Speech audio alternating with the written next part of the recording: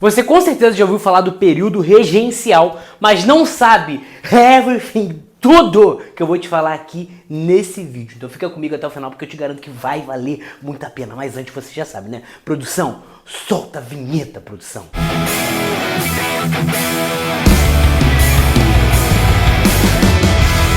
Fala minha galera, SOS História, professor Pedro Riciopo com mais um vídeo aqui no canal do YouTube pra vocês. E esse vídeo é um vídeo muito pedido, hein? A galera já está pedindo vídeo de período regencial há muito tempo, que é um tema que muita gente fala assim: ai meu Deus, eu não entendo, ai Jesus, não consigo entender, é muito confuso, muita coisa acontecendo. Calma, calma que a partir de agora você vai entender de uma vez por todas.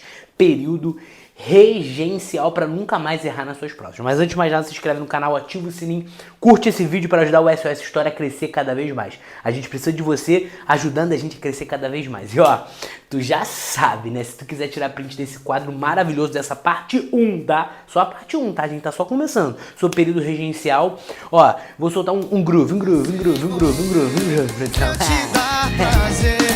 E fazer valer cada segundo com você. Deixa se envolver pra eu te dar prazer e fazer valer cada segundo com você. Quer me? Ooh, don't we look good together? Ooh, there's a reason why they watch all night long. Yeah. Galera, falando sobre período regencial, quando foi? Primeiro a gente tem que começar a entender.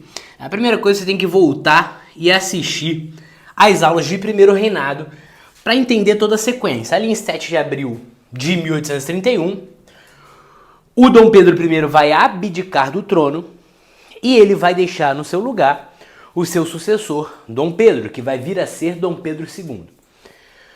Só que esse período, ele dura 9 anos. Ele vai de 1831 a 1840, tá? É uma fase muito conturbada da história do Brasil. É uma fase em que nós temos revoltas em diversas regiões do Brasil. Temos farroupilha, cabanagem, sabinada, balaiada, malês. A gente tem muita revolta acontecendo.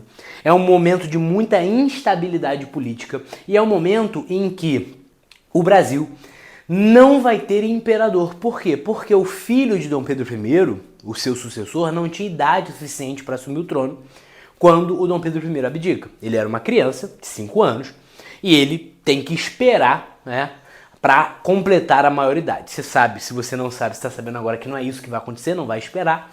Mas eu já estou te dando um spoiler do que vem pela frente.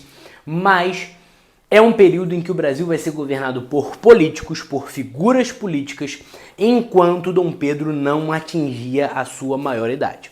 Então, o que foi o período regencial? Foi um período, anota aí comigo, ó, período após a abdicação. Anotando comigo aí? Período após a abdicação de Dom Pedro I, vírgula, em que o Brasil foi governado por regentes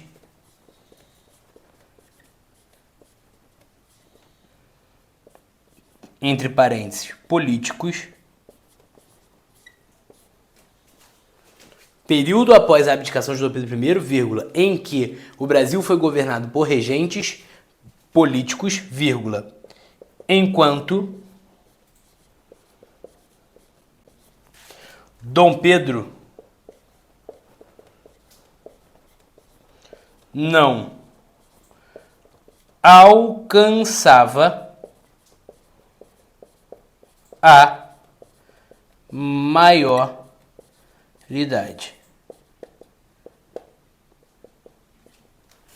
Beleza? Então foi um período em que o Brasil foi governado por políticos, enquanto o sucessor de Dom Pedro I não alcançava a maioridade. Show de bola, galera? Show de bola? Esse período regencial, ele vai ter uma série de fases, apesar de serem 9 anos, ele vai possuir algumas fases dentro dele. Tô pegando aqui minha caneta Red and Black, caneta vermelha e preta aqui, né? Aqui, ó, Mengão, coisa linda, né? Pra quem é flamenguista aí, né? Vamos pra cima. É uma fase em que o Brasil vai ser dividido em duas grandes fases, ou seja, dentro desses 9 anos, eu tenho duas grandes fases que definem esses 9 anos. A primeira fase a gente chama de avanço liberal.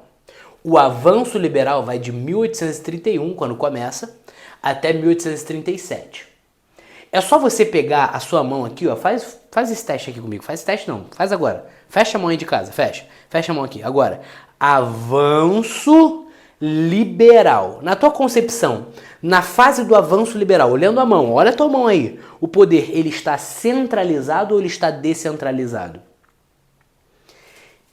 Exatamente, ele está descentralizado, ó, tô te liberando, tô avançando e liberando, tô descentralizando. Então é uma fase em que a gente vai ter uma grande descentralização. É uma fase, inclusive, que vão dizer que é a primeira vez que o Brasil vai experimentar uma sensação de república. É a primeira vez em que o Brasil vai experimentar uma sensação de república. Vamos dizer que é o laboratório da República Brasileira e por isso, como essa fase vai ser uma fase muito caótica, os conservadores na época vão dizer que a República Brasileira não daria certo. Nunca no Brasil, que o Brasil era um país monárquico. Agora, o avanço liberal descentralizou, pô, deu vários problemas e tal, beleza. Agora, regresso, ó, conservador. No regresso conservador, olha a tua mão aí, o poder está descentralizado ou centralizado? Está centralizado. Então aqui no regresso conservador é uma fase de maior centralização, beleza? Ou seja, você sabe que existem duas fases dentro do período regencial. Existe uma fase de maior descentralização e existe uma fase de maior centralização. Agora, dentro desses dois grandes momentos, de 31 a 37 e de 37 a 40, nós temos diversas divisões da regência. A regência é dividida em algumas partes. A primeira parte, gente, essa é uma aula bem introdutória, tá, gente? Bem introdutória. Nós vamos falar ainda muita coisa. Mas a primeira parte é a famosa regência trina provisória. Por que o nome provisória? Porque a Assembleia ela estava de férias e eles elegem momentaneamente, provisoriamente ali, 3 representantes para ocuparem essa regência. Se a regência ela é trina, é porque são 3 políticos, como por exemplo o Nicolau Campos Vergueiro, que vai ocupar esse cargo da regência trina provisória. Depois de cerca de 2 meses, eles vão fazer uma eleição e vão definir quem vão ser os regentes trinos permanentes. Então o que é provisório vira permanente. Aí agora a gente tem a regência trina aqui, ó, permanente. Ou seja, nós vamos ter de 1831 a 35 3 políticos ocupando esse cargo de regente, governando o Brasil enquanto Dom Pedro não tinha maioridade, por cerca de 4 anos. Quando chega em 35, a gente vai ter uma medida chamada de ato adicional, que eu vou falar com vocês na próxima aula, no próximo vídeo sobre o período regencial, e aí vai ser determinada uma regência una. Aqui, ó, regência una de Feijó. O padre Diogo Feijó, que também foi ministro da Justiça. Então, de 35 a 37, 1835 a 1837, o Feijó vai se transformar em regente uno. Beleza. Depois, por conta de uma série de fatores, de crise de instabilidade, de revoltas, ele vai sair do cargo e vai assumir o Araújo Lima. Regência una de Araújo Lima, de 1837 a 1840. E aí a gente fecha aqui o período regencial, que eu vou falar com vocês nos próximos vídeos sobre isso. Agora, quais são os partidos da regência?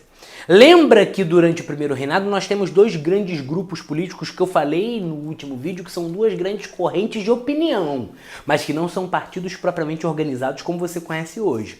A partir do período regencial, a gente já tem a formação de partidos mesmo, beleza? O primeiro partido que a gente pode falar ali é o Partido Restaurador, são os restauradores, que também vão ser apelidados de caramurus. O Partido Caramuru, o Partido Restaurador, a palavra já está te falando, eles querem restaurante não, para de palhaçada, restaurar. O que eles querem restaurar, gente? Eles querem restaurar a monarquia de Dom Pedro I. Então eles querem a volta de Dom Pedro I. Eles são mais conservadores, defendem uma monarquia mais absolutista, um poder mais centralizado nas mãos de um imperador. E esse partido vai ter como uma das principais lideranças o José Bonifácio. Só que, diga-se de passagem, o Dom Pedro I morre em 1834. E quando ele morre, esse partido basicamente perde forças, vai desaparecer.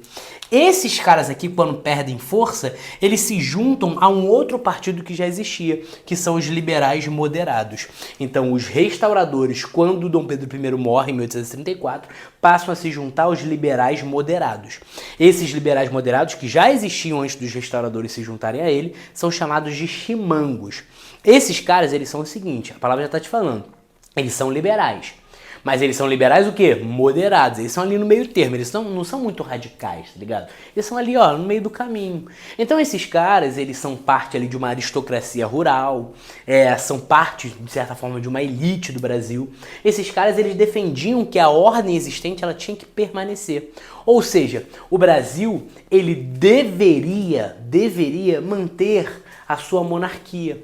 Só que seria uma monarquia sem concentração de poderes, uma monarquia mais constitucional. O Brasil deveria manter a escravidão, sim, e o Brasil deveria manter a unidade do território brasileiro.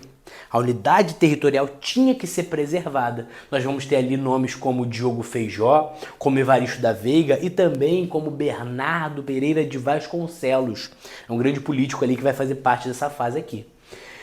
Além dos liberais moderados que estão no meio do caminho, que vão se juntar com esses restauradores, e aí já te dando um spoiler, se você já estudou sobre o Segundo Reinado, esses caras aqui, ó, vão se juntar e depois vão se separar, formando os liberais e os conservadores, os Luzias e os Saquaremas, tá ligado? Lembra disso? Já ouviu falar dessa palavra?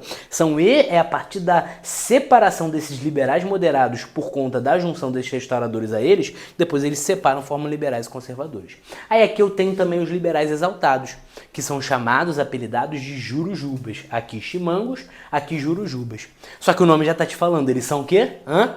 Exaltados, exatamente. É tranquilo? Um exaltado é tranquilo? Não. O exaltado é loucura, né? É soco, porrada, os caras vêm pra cima. Ou seja, os caras são muito radicais.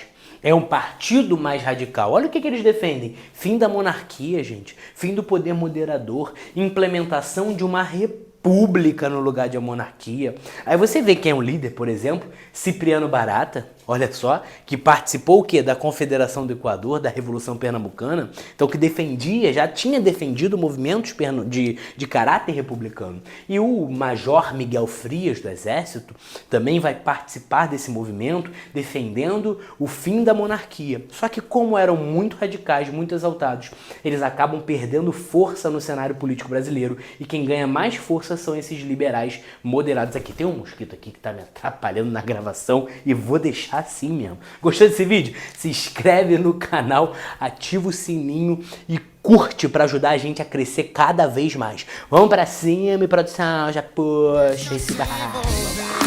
Pra eu te dar prazer e fazer valer cada segundo com você.